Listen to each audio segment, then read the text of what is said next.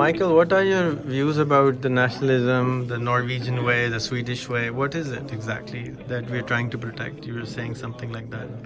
I don't know what we're trying to protect because these borders are imaginary, and I think the whole approach to protecting our way of living, our way of being is quite fascinating, because when you ask people what is our way of life, then no one can answer that question, and you can't really.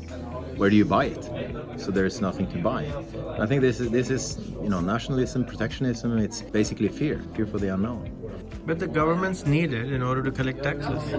I think that's absolutely true. I think you're absolutely right. And I think we had this discussion about collective intelligence, right? And we used to believe that the papers had the truth because they're elevated. The people writing in papers are elevated. Yeah, newspapers are elevated to some level of authority. If it's in the newspaper, it must be right. It must be right. And the same thing we had with news channels for TV channels for broadcasting, as long as broadcasting was dominated.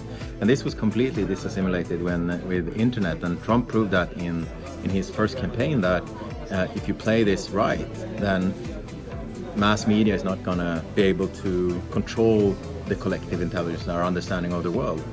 And the final frontier we have in terms of collective intelligence and how we shape citizens' way of thinking is the school system. So it's literally the final mass communication channel. And if you look at what we learn in schools, we learn the current paradigm within our own culture. We are taught in Norway and Sweden that we should eat the shit of bread.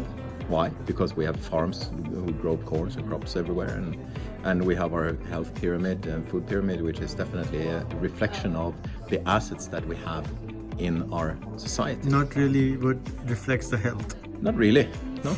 It's just these are the assets we have, and this is what we need to teach people. So yeah, it's an interesting topic to look at how schools shape and form societies, because you can't come out. It's very difficult to come out after 20 years of formatting and think in new ways, in a completely new way.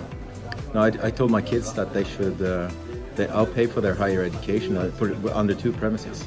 That first of all, they take a year off after high school, and secondly, that they take their education in a different part of the world. And that would be a good thing for everybody.